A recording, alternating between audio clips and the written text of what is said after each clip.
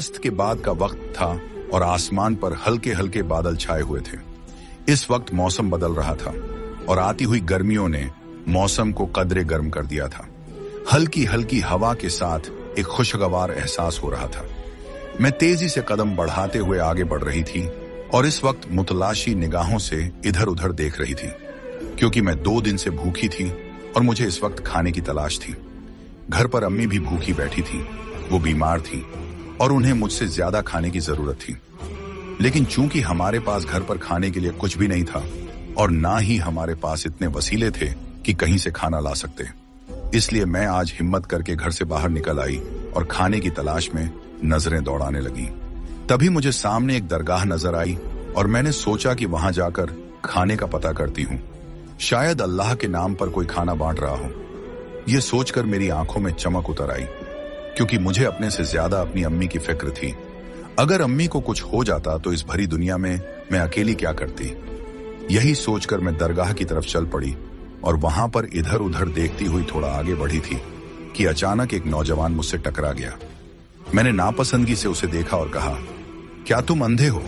क्या तुम्हें दिखाई नहीं दे रहा कि मैं सामने से चली आ रही हूं? जबकि वो मेरी तरफ मुस्कुराती नजरों से देखने लगा। मुझे उसका इस तरह देखना अच्छा नहीं लगा था। मैंने बेइख्तियार अपने दुपट्टे को ठीक किया और उसके पल्लू से अपना मुंह ढक लिया, क्योंकि उस नौजवान की नजरें मुझे अच्छी महसूस नहीं हो रही थी। तभी शायद उसे मेरी नाराजगी का एहसास हो गया, जो वो कहने लगा, मैं माफी चाहता हूं, मैं अपनी धुन में चलता आ रहा था, मुझे आप नजर नहीं आई। ये कहते हुए उसने शाइस्तगी से मुझसे माफी मांगी तो मैंने सिर हिला दिया और आगे बढ़ने ही वाली थी कि उसने दोबारा मुझे पुकारा और कहने लगा, मैं यहाँ लंगर बांटने आया था, ये लंगर का खाना है, क्या आप लेंगी?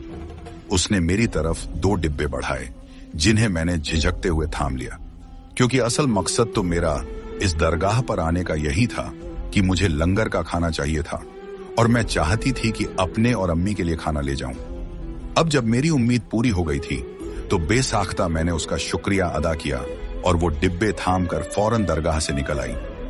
अल्लाह का शुक्र है कि जल्द ही मेरी मुराद पूरी हो गई थी और मुझे खाने के लिए ज्यादा मशक्कत नहीं करनी पड़ी थी।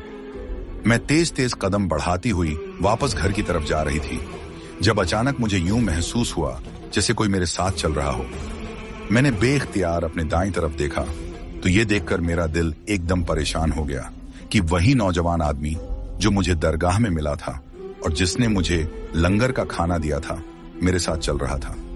उसे देखकर मैं डर गई थी और उसे कहा, तुम मेरे साथ क्यों आ रहे हो? आखिर क्या वजह है? मैंने नापसंदगी से जब उससे कहा तो वो बोला, देखो, अपना दुपट्टा ठीक करके जाओ और हमेशा नकाब में घर से निकला करो।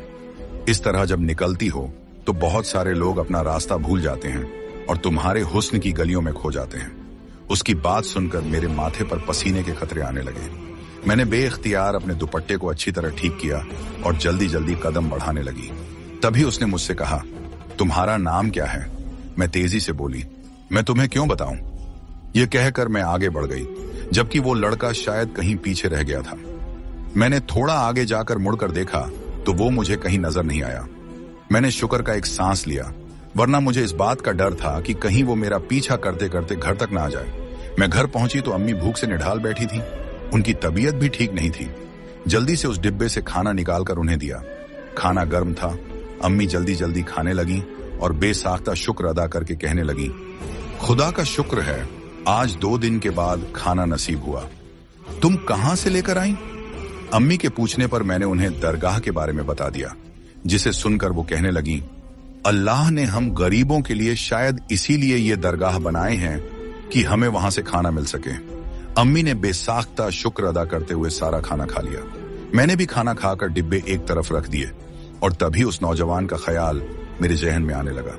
न जाने वो कौन था, उसकी आंखें कितनी गहरी थीं, कद भी कितना ऊंचा था और किस तरह वो मुझे मुस्कुराकर देख रहा था। आज तक इतना खूबसूरत आदमी मैंने नहीं देखा। फिर वो कहां से आया था और क्या चाहता था? उसे मेरे पीछे नहीं आना चाहिए था। मैंने बेइख्तियार सोचा और सोने के लिए लेट गई। अगले दिन फिर से मैं दरबार की तरफ ही चली आई थी, क्योंकि मैं जानती थी कि इसके अलावा मुझे और खाना कहीं से भी नहीं मिलेगा। घर पर तो कुछ भी नहीं था और जब तक अम्मा की तबीयत ठीक नहीं हो जाती वो काम पर भी नहीं जा सकती थी। इसीलिए मैं अपने आप को अच्छी तरह ढकती हुई दरबार पर आई और खाने की तलाश में इधर उधर देखने लगी।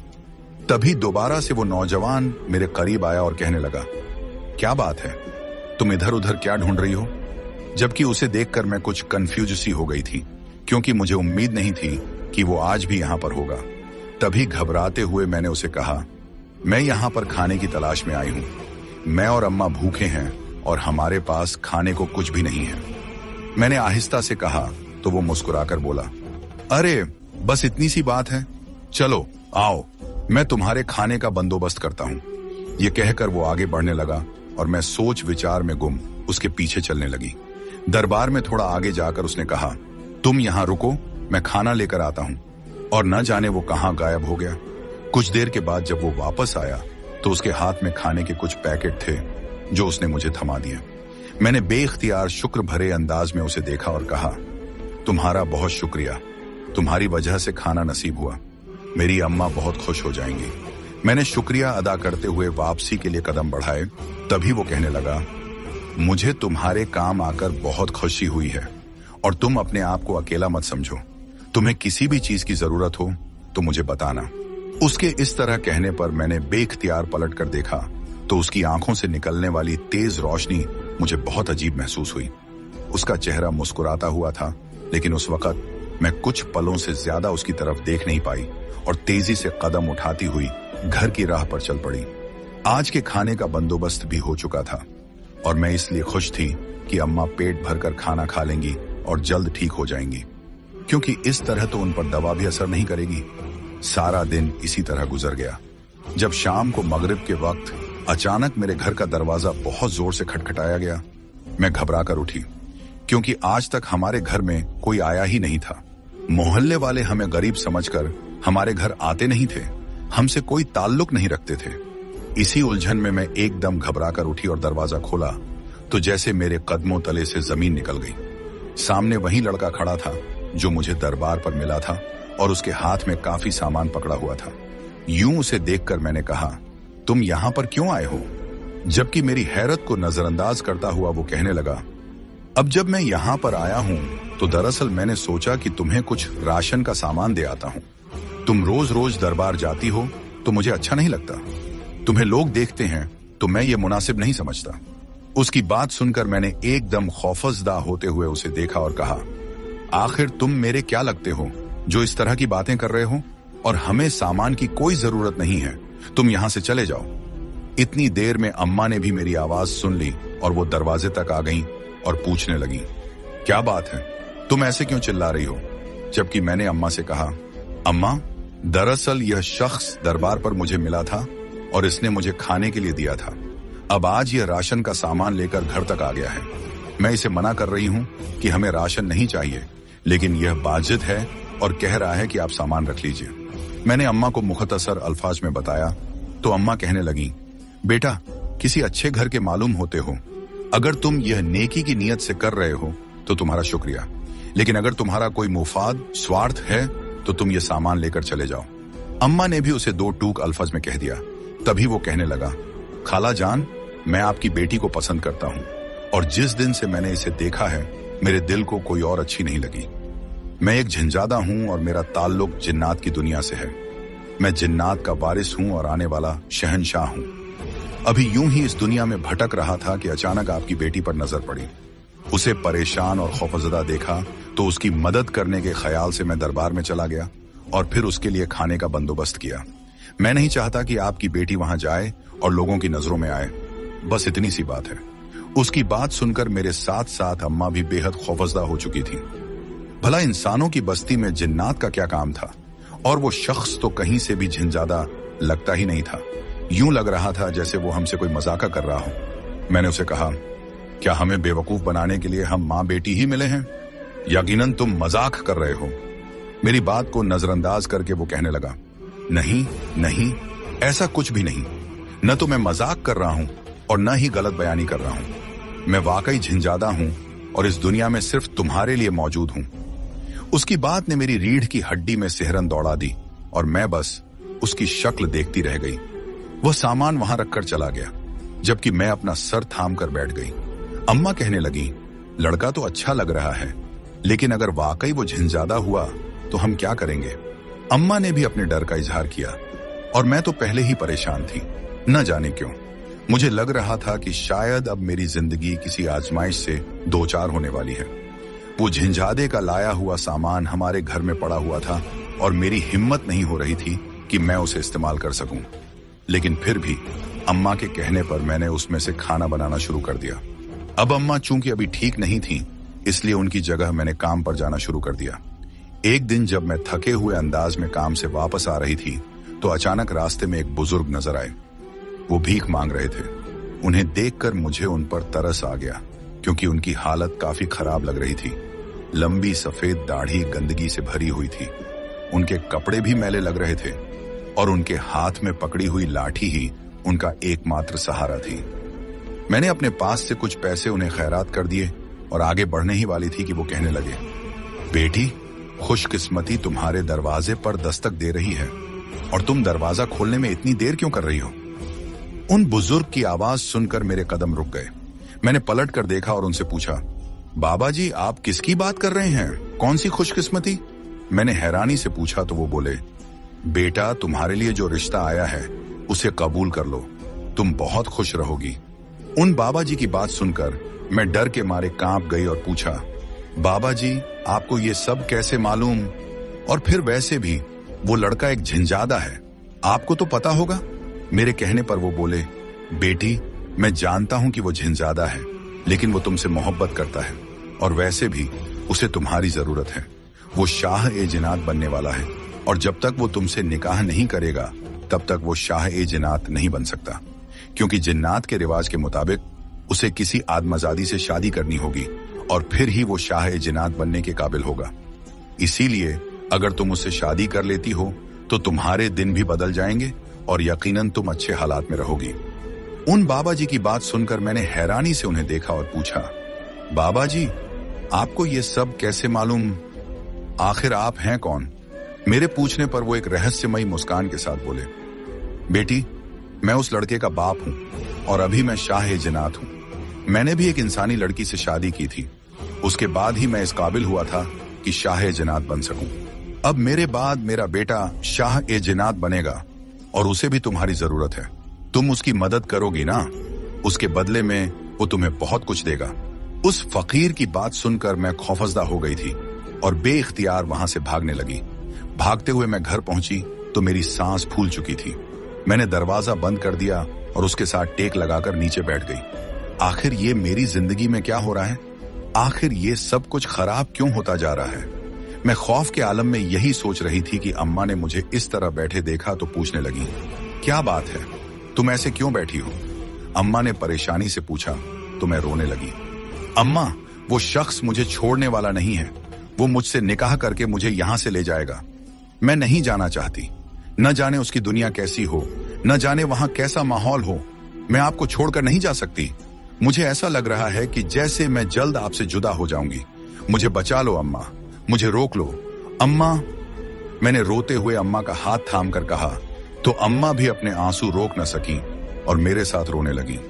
हम दोनों माँ बेटी काफी देर तक रोते रहे, लेकिन कुछ देर बाद अम्मा ने खुद को संभालते हुए कहा, मुझे बताओ बेटी, आखिर किस बात ने तुम्हें इतना डराया है? अम्मा के पूछने पर मैंने उन्हें रास्ते में मिलने वाले फकीर की सारी बातें बता दी।